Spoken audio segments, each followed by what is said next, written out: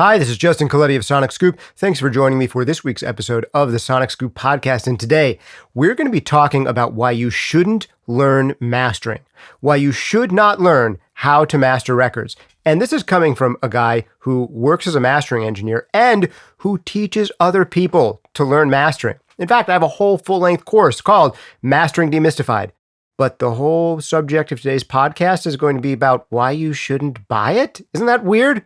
This one comes in response to an audience question that I really enjoyed reading, and I want to read to you guys and give you my thoughts on. There are absolutely some reasons why you should not be that interested in mastering, and you should potentially not go into mastering or spend a lot of your time learning mastering. There are, however, some good reasons to maybe learn mastering or learn more about mastering. And I'll give you some information there too to help you make the decision for yourself whether this is an area where you should put more time and effort. I really don't have a horse in this race because if you find out that mastering is not for you, I can hip you to my full-length mixing course, Mixing Breakthroughs, my full-length compression course, Compression Breakthroughs, or you can use me as a mastering engineer.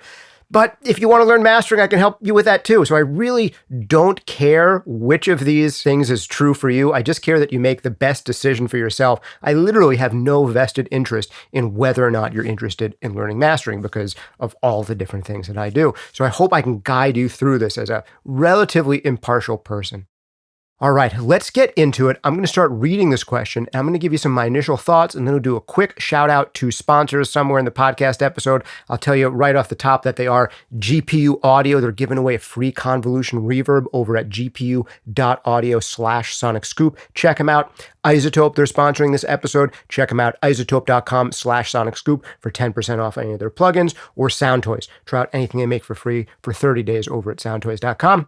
More on those guys later. Let's get right into the meat of this week's episode.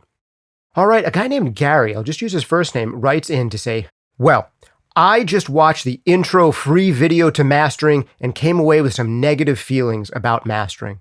What he's referring to there is I have a free workshop on mastering called Mastering 101. You can get it at sonicscoop.com/mastering 101, where I give you the basic primer to mastering. So he's just gone through that entire free workshop that gives you an overall view of the ins and outs of mastering. And this is geared towards people who want to learn mastering, but in this case, this made this guy not want to learn mastering. And that's totally okay, because in that workshop, I want you to decide for yourself whether or not this is something you want to pursue. So those negative feelings being, Gary writes, mastering really is not for those who cannot have a really pro mastering studio. That is the average composer recordist that is not pro level in understanding and is really not spending their time and money wisely by attempting a DIY version of mastering using sub-pro spaces and equipment. That isn't necessarily exactly what I say in the workshop, but there's some debatable truth in there that we'll get into. I really want to go through this because this guy is not alone in coming to some of these conclusions about mastering. Let's keep on going. Which leads me to wonder then about all the companies hawking mastering plugins and books to the average home studio composer/recorder. We're led to believe that we can do it all at home if we just add all those plugins to our DAWs. So I guess I will give up on DIY mastering, save the money by not buying their plugins, do as much mixing at home as I can, and then submit what I have done to a pro mixing engineer, and then sending that pro mix on to a mastering engineer. Thanks for the info. Kind of disappointing to realize it is not really a DIY project for most of us, as I really love learning new things, especially with the imagining that I can actually reach a workable goal. Your video says to me, I don't have the money for the pro mastering studio, the plugins, nor the time to really learn the craft. The end. So this guy checked out my free Mastering 101 workshop. You can get it at sonicscoop.com/mastering 101 and came away with the conclusion that he should not waste his time learning mastering. Meanwhile, a whole bunch of people have taken this mastering workshop and go on to buy the Mastering Demystified course, and then they go on to do mastering. And some of them do it in not ideal, super high-end pro rooms. So what's the answer? Why would the things that I've said steer him in the direction to say, mastering isn't for me, I shouldn't be doing it? And why do some people watching the same thing decide, oh, mastering is something I should get into. Let me buy this course. Let me learn mastering. I want to get my hands dirty. And I do set this intro to mastering workshop up so you could come to either of those conclusions. So it's working. But this guy clearly very passionately came to one of those two conclusions, which is I shouldn't waste my time learning mastering.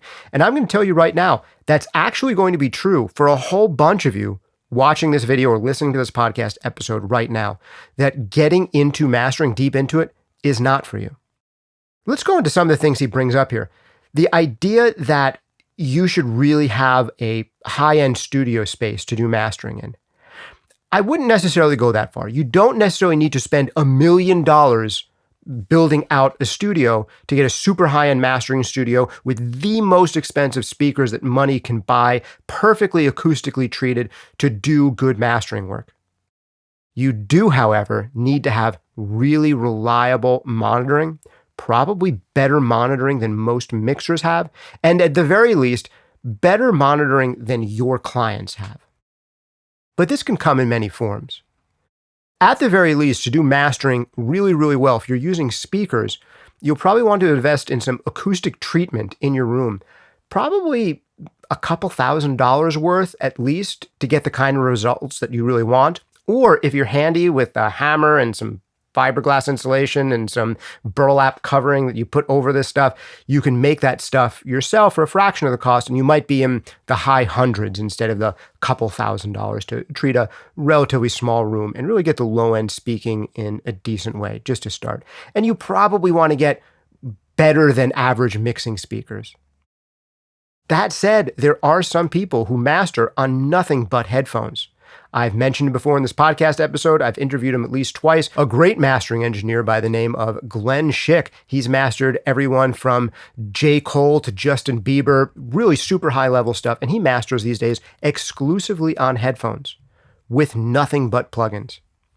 Granted, the specific headphones he uses cost about $4,000 a pair. And maybe that's not for everybody, but you could do good mastering work on less expensive headphones. I have right here on my desk a pair of headphones that cost me about $300. I actually didn't even pay for them. They sent me these headphones, and I love them. They're great headphones, and they're some of the only headphones I know that really allow me to get a good picture of the low end. And I double check every master I do on my big speakers here. In case anyone's wondering what they are, they're not in the shot, but I have some very nice Ex Machina speakers up here. There are some beautiful high-end speakers. I use those as my primary speakers. And then as a secondary reference, I use these headphones from Blue to double check every single master that I do. And I have done so much cross-referencing on these headphones that I literally can and have mastered records on the road with nothing but these headphones and a laptop and have gotten good results out of them. You also don't necessarily need fancy plugins to do mastering.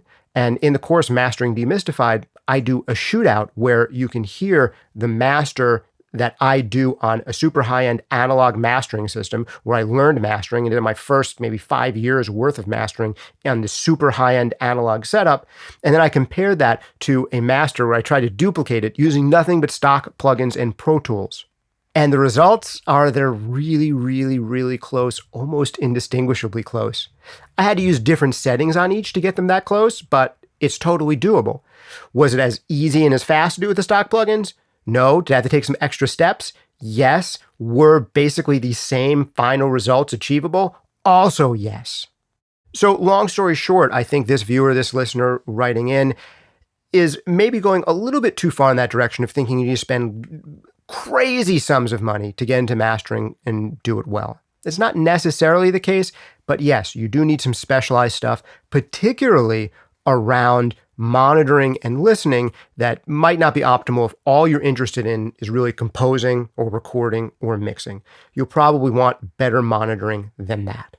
And depending on the level of clients that you expect to work with, the requirements might get higher and higher. But you don't have to go and start by taking out, a multi-six-figure studio build loan to build out a high-end mastering space to get good results in mastering.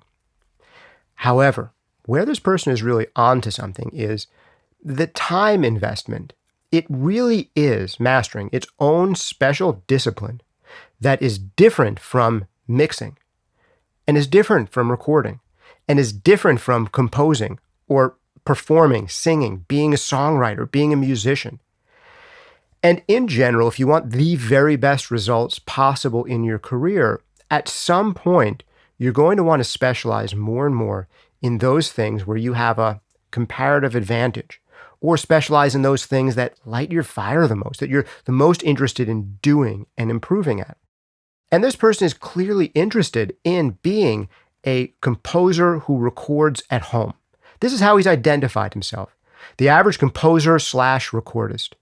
The average person who has a home studio who's looking to write music, perform that music, and record that music. And you'll notice in here, he lumped mixing in with mastering. He's realizing I should do as much of my mixing at home as I can, but then submit it to a pro mixing engineer to really finalize that mix, and then send that pro mix to a pro mastering engineer. In general, if you want the shortest cut to good sounding results out of your studio, then absolutely yes. Investing in the help of professionals who specialize in those areas is a shortcut to better sounding records compared to learning how to make records all by yourself in your bedroom. This is not to say that people don't make great sounding recordings in their bedroom. There are absolutely great sounding recordings made in bedrooms all the time, but there's a few caveats there.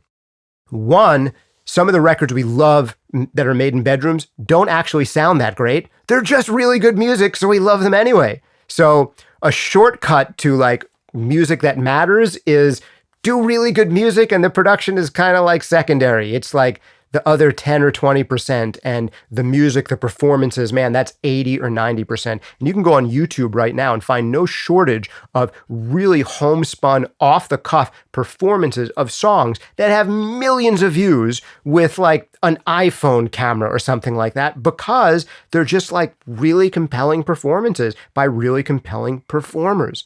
That is absolutely the biggest thing. So that's number one. Number two is that a lot of the people who actually do make really good sounding music DIY in their own bedrooms have been doing it for a long time. You might not have seen that they've been making music in their bedroom for the past decade, and now finally their stuff sounds really good. And when they were at year number 2 and year number 3, they were just as nervous and nail-bitey and anxious and, self-flagellating about how bad their stuff was as you are potentially right now. So people who do make great sounding DIY stuff at home, often you're not seeing the long learning curve of how long they've been making music in that environment, and that's a missing piece of the puzzle. And you're looking at someone who's developed in their craft, and here you are still developing in your craft. But there's a third thing.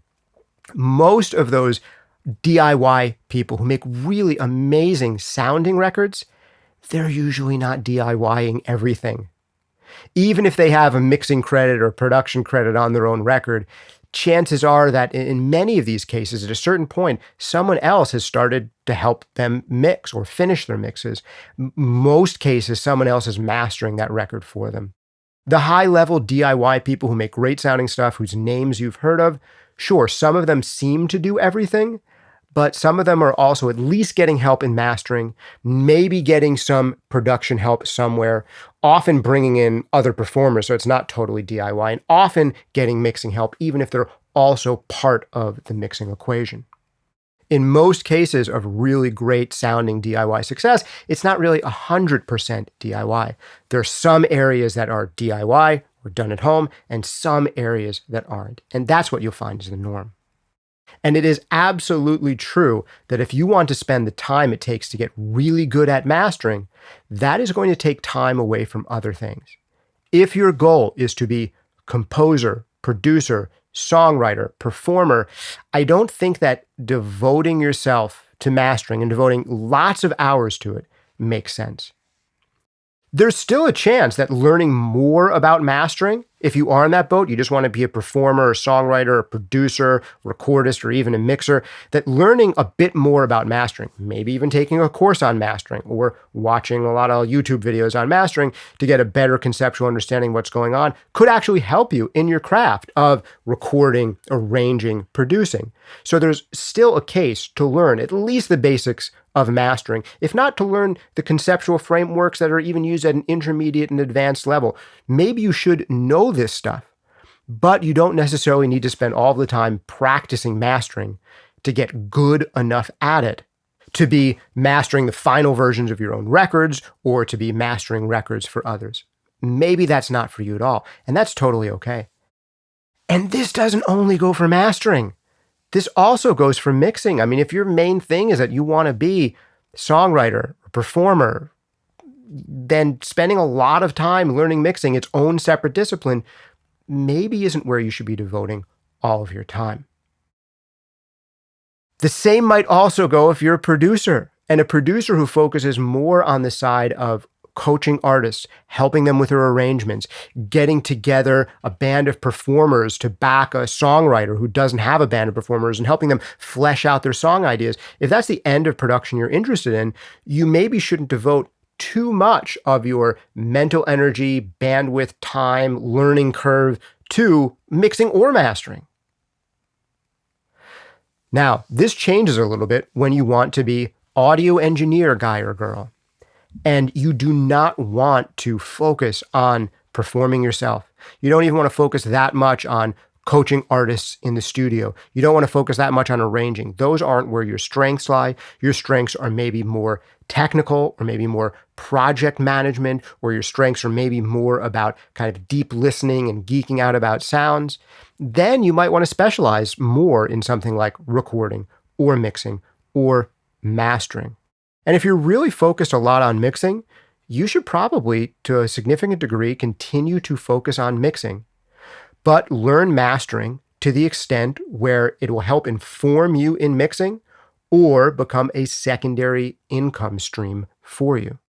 So if you're that person who's really focused on mixing or recording, or you're the engineer producer type rather than the musician producer type, maybe learning mastering and learning it at a deeper level is a good idea, because you can either A, improve your own craft, B, learn what to really expect out of a mastering session, what can and can't be fixed or done, like what good masters sound like before and after they've been mastered. All of that stuff could be extremely useful in helping to inform your work as a producer, as a recordist, or as a mixer. Or if you're looking to diversify revenue streams, you could also do mastering, learn how to really do mastering, and do it for kind of more junior mixing engineers.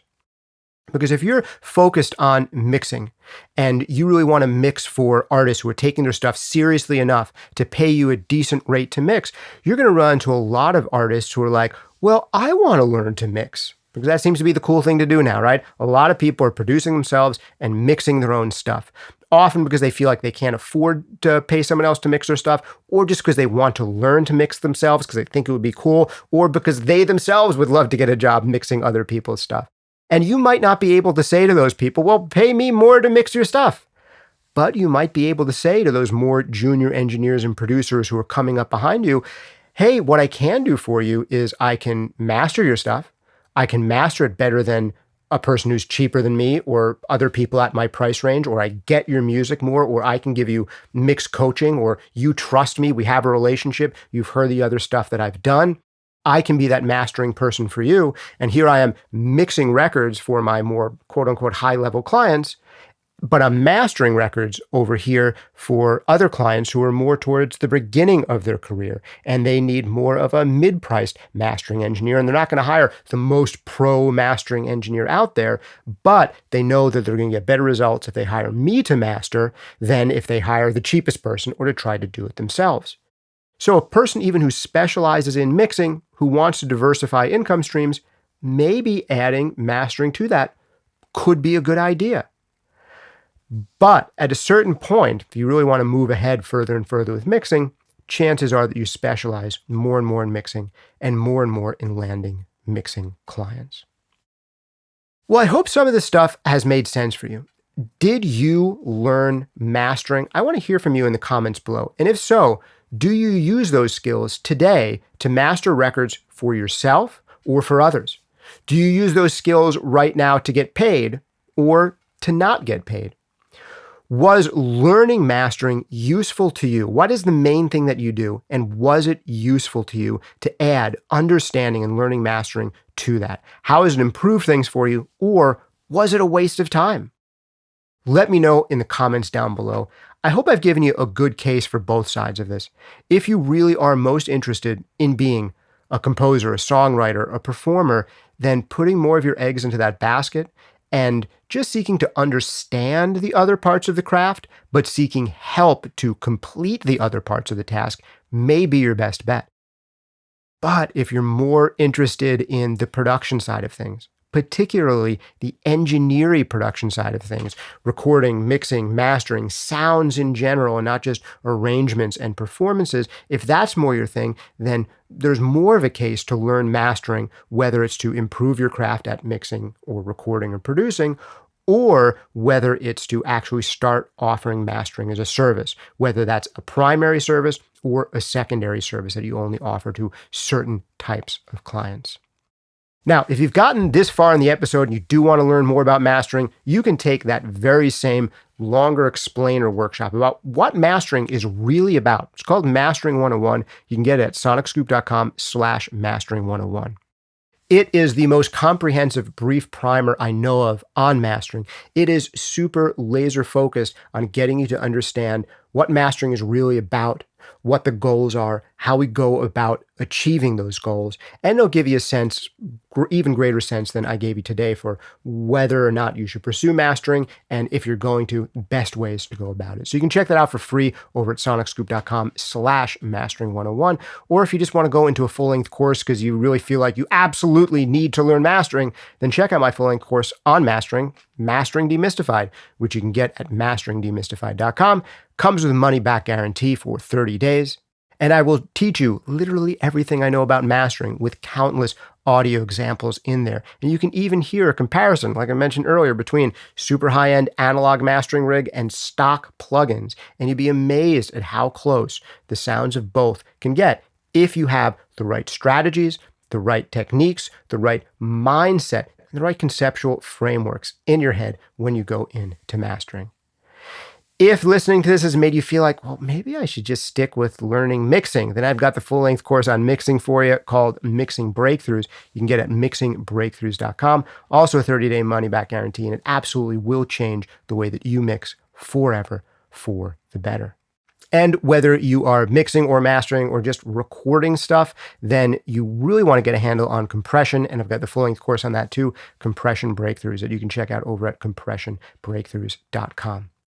But if instead you want to say, Justin, I just want more free stuff, I can get you some free stuff thanks to this week's sponsors. Check out GPU Audio over at gpu.audio/SonicScoop. You may know that your computer has a CPU in it, a central processing unit. I think that's what it stands for, but also has a GPU, a graphics processing unit that, unless you're playing crazy video games or doing Bitcoin mining while you're mixing, is an untapped, super powerful resource in your computer that can be used for running super awesome sounding plugins, really power-hungry plugins like convolution reverbs, and they can run them at practically zero latency. Check that out for free. You can get early access to the convolution reverb from GPU Audio at gpu.audio/SonicScoop. That's gpu.audio/SonicScoop to get limited time free early access to their GPU-powered convolution reverb. Definitely check them out.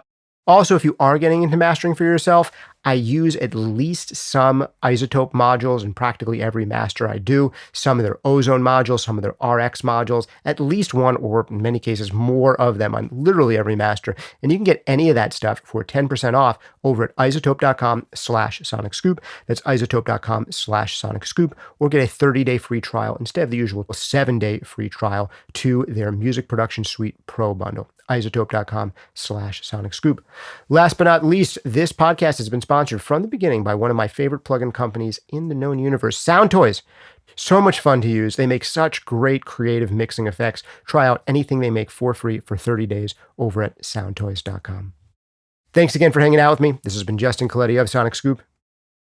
See you next time.